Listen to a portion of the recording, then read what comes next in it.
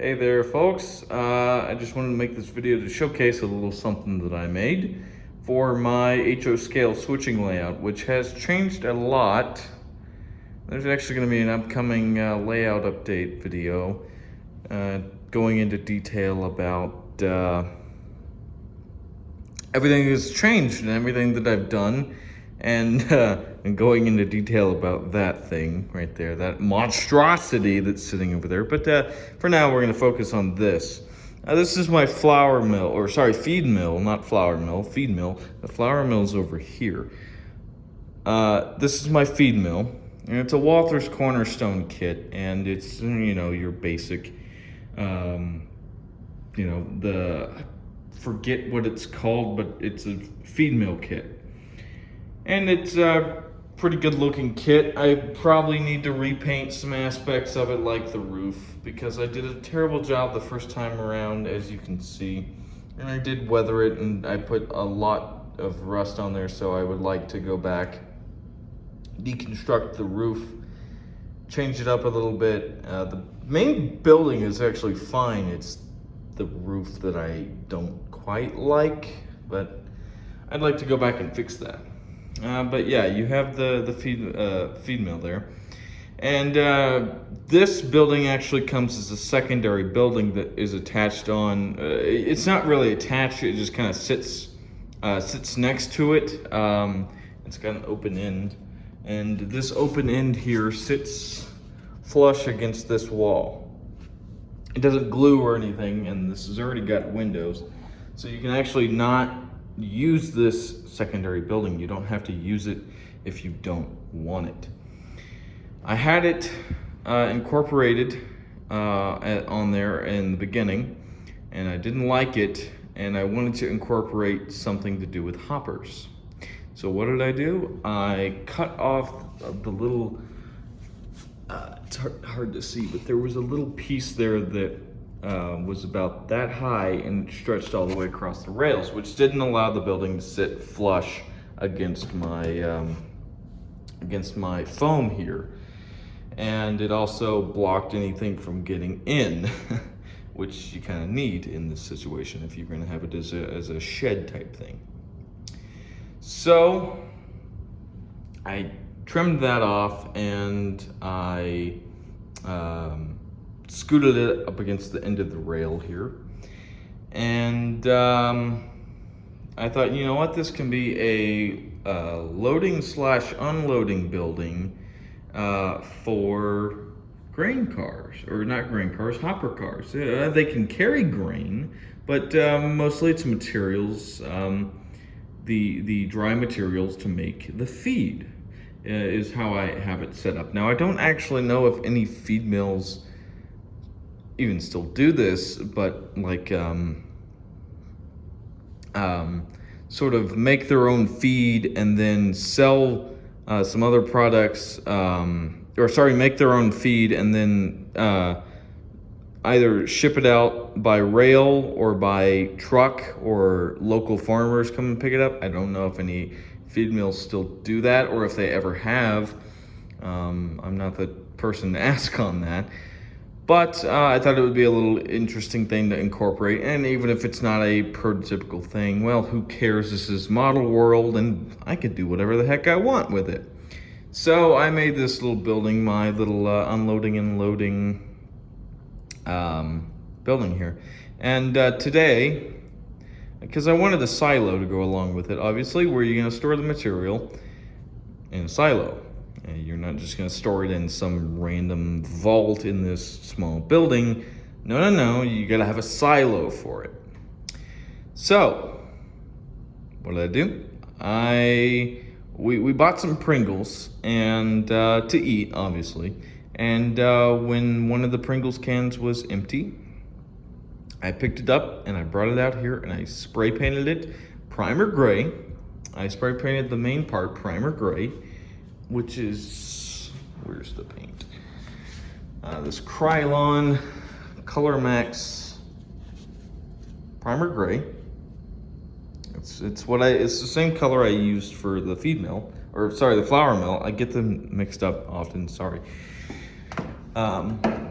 Same thing I used for the flour mill here, and I just hit it with that. And it's a primer, so it's flat, and that's what I like, and that's why I used it on the flour mill too. Is because it's a nice flat gray. And that's what I wanted. I didn't want any cheap plastic-looking reflections coming off of the building. I wanted more of a solid concrete look. It's not shiny, it's not glossy, it is nice and flat. If you take a look, it's nice and flat. And compared to the unpainted parts like the roof and some of the backs of the walls that are sticking out there, it's flat. There's no shine on it whatsoever, which I love. And then I painted the lid, both inside and out, with that Krylon, that other paint, that was right beside it. Krylon Fusion Paint and Primer Metallic Aluminum. Right? And I used that same paint, that metallic aluminum, for all the silver parts you see. So the roof, these guys, the ladder, all of this that you see here, these doors on this side and the opposite side, the railings, everything got hit with that silver. So it's nice and metallic looking, and it's perfect. It's got just the right amount of shine on it, so it looks good from, trackside and stuff like that. It's not too shabby. So that's what I did, is I sprayed inside and out of the lid, let it dry, popped it on, and bada bing, bada boom, you have yourself a silo. Now for a chute, I don't have any wire or anything like that I could bend up and use, and I would like to get some to make it a little more, just a little more refined looking than this. But I took an old piece of rail that I had laying around, just an old piece of HO rail that I had laying around as a decoration in my scrapyard. And I bent it towards the top, and I angled it, and I popped off the original little doodad that was on top of this. That was similar to this, but on a smaller scale. This is really, really tiny, like that big. It was really tiny, and that was on top of here. So I popped that little sucker off, and I inserted my rail at the angle that I wanted, glued it in with a little bit of glue. I didn't glue it in to where it's like permanently stuck on there, because like I said, I want to eventually replace this with a wire. But and then it's not even glued at the top of this, because I didn't want to pull any paint off when I took this off, so it's just set there. But yeah, this is my chute that goes to and from, and it's directly over the loading of the loading bays of the hopper. So yeah, I thought that was a really interesting little detail, and it honestly adds to the industry when you're looking at it from here. It adds to the industry, and it gives it that extra added little flavor that I wanted. It adds just a little more detail. And yeah, I know that building's not perfectly centered. I need to center that building. It's very difficult to get centered over the rails and keep it there at that, because sometimes you'll bump it and then you don't know, you're like, shoot. Or because my rail's not glued down or nailed down or anything, which I'd like to change. If I can nail this section down, then I won't have to worry about the track shifting.